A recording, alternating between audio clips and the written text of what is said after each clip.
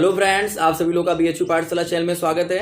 दोस्तों, बीएचयू पाठशाला पे आपको इन्फॉर्मेटिव वीडियोज और एजुकेशनल वीडियोज मिलता रहता है। बेसिकली आज ये वीडियो इंपॉर्टेंट होने वाला है आपके लिए, इसलिए क्योंकि इस वीडियो में मैं आपको कुछ इलाहाबाद यूनिवर्सिटी और बीएचयू यूनिवर्सिटी से रिलेटेड ऐसे पॉइंट्स बताने वाला हूँ जो आपके लिए काफ़ी शॉकिंग होगा। जो ये लॉकडाउन की वजह से उन लोगों ने अपने फॉर्म, अपने एंट्रेंस में चेंजेस लाया है, उस पर मैं बात करूंगा। सो प्लीज आप इस वीडियो को एंड तक देखिएगा, कोशिश कीजिएगा बातों को समझने का, और मैं कोशिश करूंगा पूरी बातों को क्लियरली समझाने का। चैनल को सब्सक्राइब कर लीजिए, उस घंटे को दबा लीजिए जिससे आपको अपडेट्स मिलते रहें, लाइक कर लीजिए और शेयर कर लीजिए। ठीक है, चलिए बात करते हैं। सबसे पहला अपडेट कि इलाहाबाद यूनिवर्सिटी का फॉर्म आ चुका है। 11 मई से फॉर्म स्टार्ट है। इवन 10 मई से ही रात को फॉर्म स्टार्ट हो चुका था। जो लोग भी फॉर्म नहीं फिलअप किए वो फॉर्म जाके फिलअप कर लीजिए। पहला। दूसरा चीज, लोगों के दिमाग में पहला क्वेश्चन मेरे पास ज्यादा इंक्वायरीज के रूप में आया है कि फॉर्म डाले या ना डाले। मैं आपको बता दूं कि जो लोग बीएचयू का फॉर्म नहीं डाले हैं या किसी और सेंट्रल यूनिवर्सिटी का फॉर्म नहीं डाले हैं, उनके लिए तो कंपलसरी है कि इलाहाबाद का फॉर्म डाल दें। बाकी जो लोग बीएचयू का फॉर्म डाले हैं फिर भी वो डाले कि ना डाले ऐसे कंफ्यूजन में हो, तो मैं बता दूं कि सप्लीमेंट्री सोच के, एज ए ऑप्शनल सोच के आप उसको डाल के रखो फॉर्म को, जिससे कि आपको आगे अगर बीएचयू में किसी कंडीशंस में अगर एडमिशन नहीं मिलता है तो इलाहाबाद में आपको एडमिशन मिल जाएगा। ये दो चीजें क्लियर हो गई।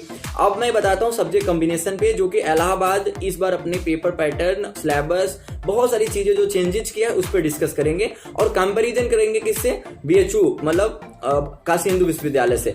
प्लीज इस वीडियो को समझने की जरूर कोशिश कीजिएगा, बहुत अच्छा वीडियो है, आप लोग इसको लास्ट तक बने रहिएगा। बात स्टार्ट करते हैं। ठीक है, देखिए सबसे पहले इलाहाबाद यूनिवर्सिटी ने अपने फॉर्म में बीए आर्ट सोशल पर्टिकुलर जो सब्जेक्ट कोर्स है इसमें क्या चेंजेस किया है। उसने इसमें चेंजेस ये किया है कि आपके 75 क्वेश्चंस का एक ऑप्शन, एक आपका सेक्शन है, 75 क्वेश्चंस का सेक्शन है, जिसमें आपको 3 सब्जेक्ट चूज करने हैं। 3 सब्जेक्ट चूज करने, लगभग 7-8 वहां पे सब्जेक्ट दिया हुआ है, जिसमें आपका ज्योग्राफी, हिस्ट्री, पॉलिटी ऐसे करके इको दिया हुआ है, तो आपको वो चूज करना है। बाकी आपको नीचे कम से कम 120-30 के आसपास कॉम्बिनेशन दिया हुआ है, उसमें से आपको 3-3 सब्जेक्ट के कॉम्बिनेशन चूज करने हैं। मतलब एक कॉम्बिनेशन में 3 सब्जेक्ट हैं, ऐसे ऐसे करके 120 है, उसमें आपको 10 कंपल्सरी चूज करना है। सोचिए अब इन दोनों में डिफरेंस क्या है। तो जो मैं पहले बताया कि 3 सब्जेक्ट आपको चूज करना है, वो आपको 75 क्वेश्चंस जो वहां पे आएंगे वो उसी चूज किए हुए सब्जेक्ट से आएंगे, 25-25 के फॉर्म में आएंगे। ठीक है, सॉरी, जो भी 25-75 के फॉर्म में आए, तो आप लोग सबसे पहले दिमाग में बैठा लीजिए कि वो 3 क्वेश्चन जो आपके चूज किए होंगे वो उस 75 क्वेश्चन के लिए है। बाकी जो आपका कॉम्बिनेशन के लिए है वो आपका अलग से दिया हुआ है 3-3 सब्जेक्ट के फॉर्म में, लगभग 120-130 जो भी है, आप उसमें से देख लो। मेरे वीडियोस बहुत सारे गए हैं, आप वहां से सब्जेक्ट कॉम्बिनेशन के डिटेल देख सकते हो। अब मैं आपको बताता हूं कि सब्जेक्ट कॉम्बिनेशन अभी क्यों फिलअप करा रहे हैं। एक्चुअली जब काशी हिंदू विश्वविद्यालय की बात करते हैं तो यहाँ पे सब्जेक्ट कॉम्बिनेशन आपका पहले रिजल्ट अनाउंसमेंट हो जाता है, फिर काउंसलिंग लेटर आता है, फिर काउंसलिंग वाले दिन या काउंसलिंग जब जाते हो तब आपको सब्जेक्ट कॉम्बिनेशन फिलअप करने को बोला जाता है। ठीक है, फिर वहां पे जो आपकी काउंसलिंग प्रक्रिया ऑफलाइन हो जाती है तो फिर ऑनलाइन सिस्टम पे ले जाया जाता है।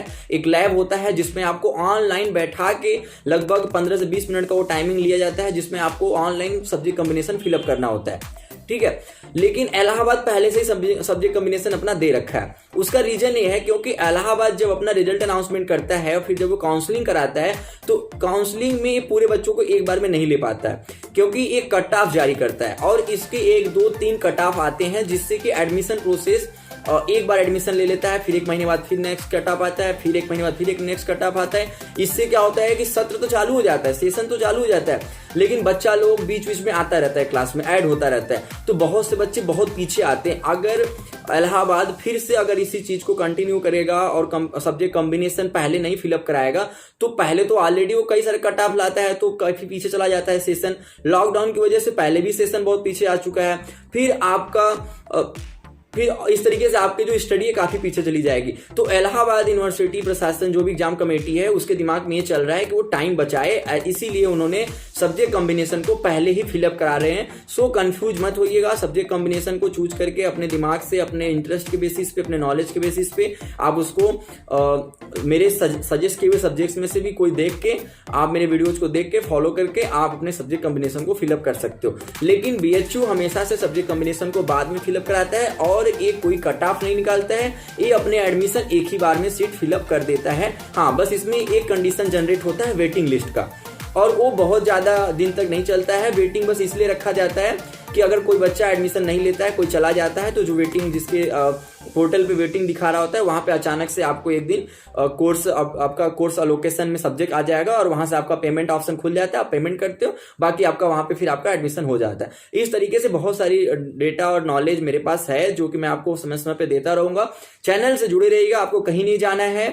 और बाकी बहुत सारे ऐसे अपडेट्स हैं जो कि मैं आपको बहुत डीपली काशी हिंदू विश्वविद्यालय और इलाहाबाद यूनिवर्सिटी का बहुत डीपली दे सकता हूं, सब्जेक्ट कॉम्बिनेशन से लेके counselling process, educational videos, informative videos, ये सभी आपको यहाँ पे मिलेगा। So do like and do share. कोई क्वेश्चंस आपके दिमाग में अभी भी है तो कमेंट्स करना, मैं उस पर वीडियो बना के आपको सजेस्ट कर दूंगा, ठीक है।